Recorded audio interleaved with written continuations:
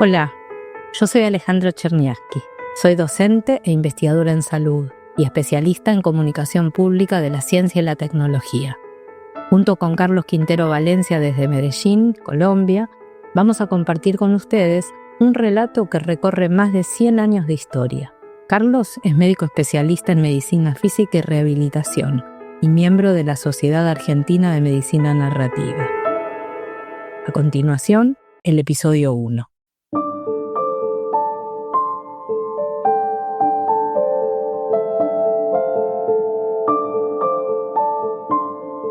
¿Hay alguna relación entre los orígenes de la medicina narrativa y el cuadro El Doctor, un cuadro tan emblemático para la medicina? El cuadro El Doctor se expuso por primera vez en 1891 en la Real Academia de Artes Británica. La academia se había instalado en la Burlington House, que es una vieja mansión londinense construida en el siglo XVII. El cuadro está ambientado en el interior de una cabaña humilde. Muestra el lecho donde descansa una niña muy enferma y un médico al pie de ese lecho. Se ve también a los padres de la niña. Jugando con los diferentes planos de la escena y con las luces, se destacan el médico y su paciente.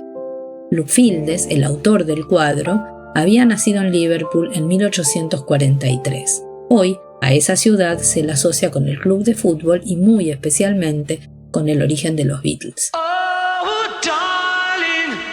Pero unos 70 años antes del surgimiento de la banda que más influyó en la historia de la música, Liverpool ya era una ciudad industrial floreciente.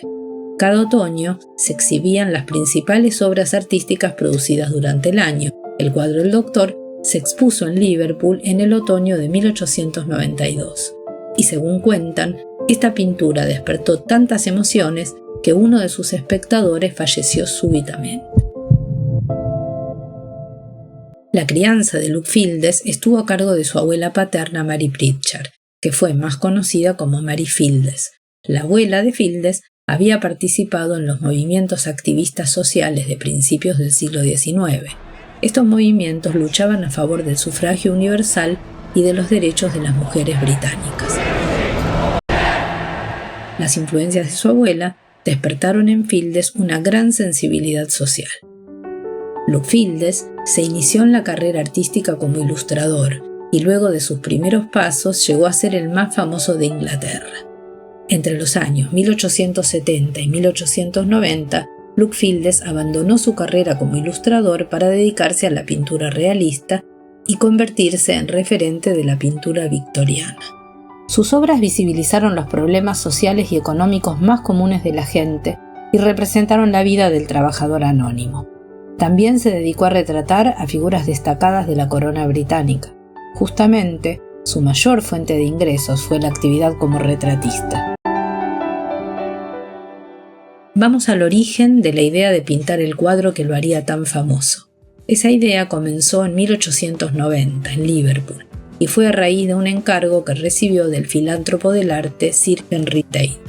Por los años 90 del siglo XIX, Henry Tate se dedicaba a la refinería del azúcar, que era una de las actividades industriales más importantes en Gran Bretaña. Tate monopolizó la producción azucarera del país, pero se lo recuerda más por sus donaciones al gobierno británico que por los negocios con los que pudo amasar su inmensa y dulce fortuna. En 1889, solo un año antes de aquel encargo que recibiera Fildes, Tate le había donado al gobierno británico toda su colección personal de pintura contemporánea. A cambio de esa donación, él pedía un espacio donde pudiera exponer su colección. Y en 1890, Tate le ofrece a Fildes 3.000 libras para que realizara una nueva obra. Quería armar una sección de pintura realista en la galería con la que estaba soñando. La Galería Nacional de Arte Británico abrió sus puertas casi 10 años después, en 1897, y desde entonces es conocida como la Tate Britain. Un pedido proveniente del magnate y un destino en la Tate Gallery de Londres no eran nada despreciables. Además, el poder adquisitivo de 3.000 libras de entonces equivalía al de unos $600.000 de hoy. Para Luke Fildes sería la oportunidad de dejar atrás su trabajo como retratista y retomar las preocupaciones sociales que compartía con su abuela. Cuenta su biógrafo que desde el momento en que Luke Fields perdió a su primer hijo, tenía una sola ilusión: narrar su dolorosa experiencia personal a través de la pintura. Y esta sería la oportunidad. Luego de aceptar el encargo de Henry Tate, Fields se puso rápidamente manos a la obra. De vacaciones en un pequeño pueblo costero inglés, boceteó el interior de la cabaña humilde que representó en su obra. Con ese boceto, construyó una maqueta en su estudio de Kensington. Algunos describieron a la sala donde construyó esa maqueta como la más lujosa de Londres. Y tomando la maqueta como modelo, empezó a pintar el cuadro del Doctor en la misma casa donde más de una década atrás había fallecido Philip con apenas 1 año de edad. En la mañana de la Navidad de 1877, el médico que atendía a Philip, que se llamaba Gustav Murray, no había podido evitar el desenlace fatal de una enfermedad fulminante, posiblemente tuberculosis. A pesar de esta terrible desgracia, el matrimonio Fields había quedado muy impresionado por el apoyo incondicional de Murray. Con el doble objetivo de narrar esta experiencia personal y de honrar la figura del médico, Fields pintó su obra sobre un lienzo enorme, del tamaño de los utilizados para representar grandes gestas heroicas. Pero el escenario y los personajes serían diferentes a los reales. Mientras ocurría todo esto que hablamos en Inglaterra, el joven Ernest Sharon se desempeñaba como médico general en una pequeña ciudad americana cerca de Rhode Island. George Sharon, que fue su segundo hijo más joven, heredaría su vocación por la medicina. Tiempo después, sucedería lo mismo con Rita Sharon, que fue una de las 6 hijas de George. Rita Sharon no solo se convertiría en académica literaria y profesora de la Universidad de Columbia, sino que sería reconocida como la creadora de un nuevo campo dentro de la medicina tradicional. Ten en cuenta esto que te digo porque es muy importante. Ya vamos a volver sobre este nuevo campo de la medicina. Te estaba hablando de Rita, su infancia entre médicos rurales y sobre todo el recuerdo de los manuscritos donde George, su padre, recogía detalladamente la información de cada paciente, tuvieron mucho que ver con su fuerte vocación humanista. Rita se convirtió en la tercera doctora Sharon de la familia. Acá la escuchamos en el canal de YouTube de Intramed, la mayor red social de médicos de habla hispana. Es un fragmento del video subido en 2014, donde habla del cuadro El Doctor que ella tiene en su oficina. I've a painting on the wall here in my office, which is a pastel reproduction of that very well-known painting by Sir Luke Fields called The Doctor. Y yo tengo un cuadro sobre la pared acá en mi oficina, que es una antigua reproducción de aquel maravilloso cuadro pintado por Sir Luke Fields, llamado El Doctor. And this one was, the copy was made by my Uncle Charles, who's my father's brother, and given to him as a graduation present when my father graduated from medical school. Y esta fue la copia hecha por mi tío Charles, que es un hermano de mi padre, y entregado a mi padre como un presente cuando se graduó en la Facultad de Medicina. Y este cuadro, este marco, estuvo sobre la pared del consultorio de mi padre todo el tiempo que él ejerció. Entonces, cuando se murió, yo tomé el cuadro.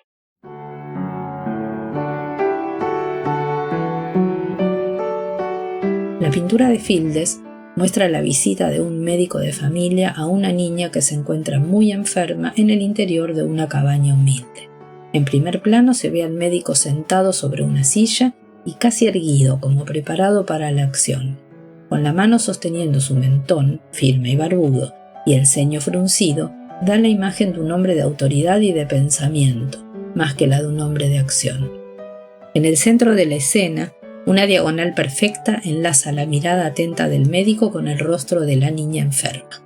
La niña descansa sobre una cama improvisada con 2 sillas. Sus padres están relegados a las sombras, como personajes anónimos que padecen un dolor universal. Los ojos del padre están pendientes del doctor. El doctor es el depositario de la ciencia y sobre todo el portador de la esperanza.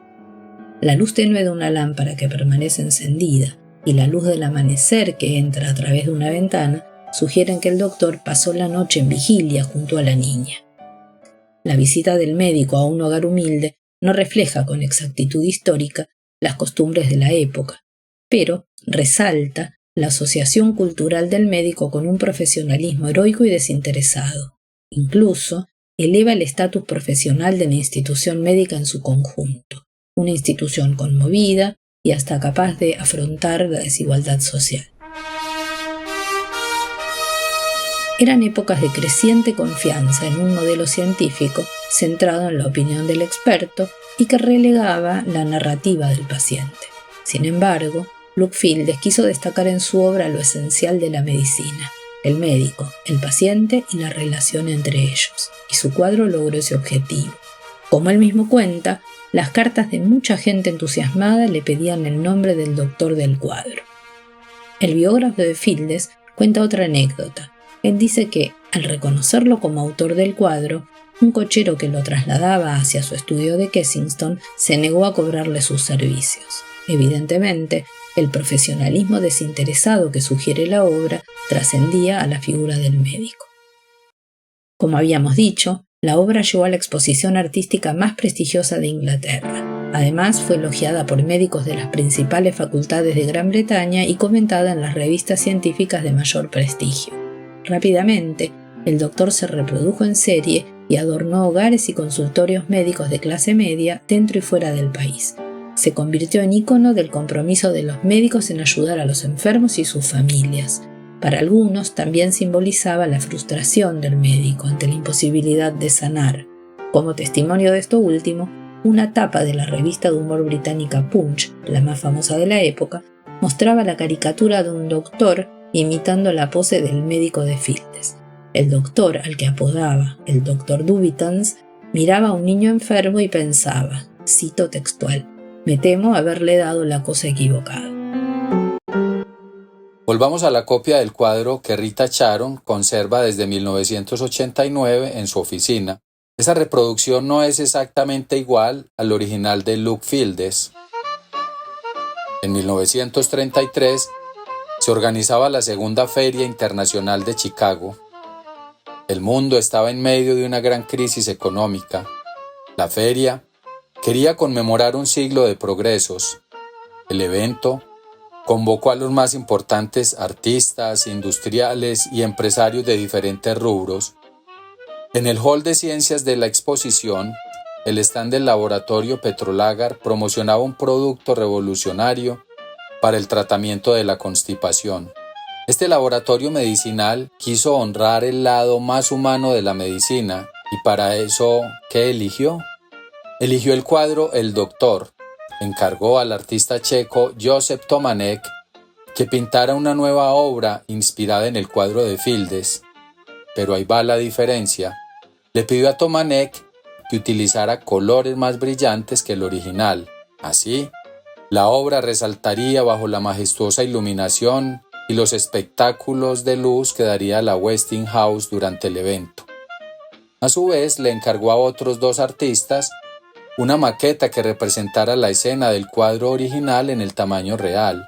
Imagínate, 3 metros de alto, 4 metros y medio de ancho y casi 3 metros de profundidad. Hasta los souvenirs que repartió el laboratorio entre los millones de visitantes que recorrieron la feria reproducían la imagen del doctor. Y te cuento más sobre las repercusiones de este cuadro. Una década después, un sello postal del correo americano llevaba la misma imagen. Ahora volvamos al video de antes, a un fragmento en el que Rita Charon recuerda algo más, otras cosas que tomó del consultorio de su padre. I also took all his charts. This is probably illegal.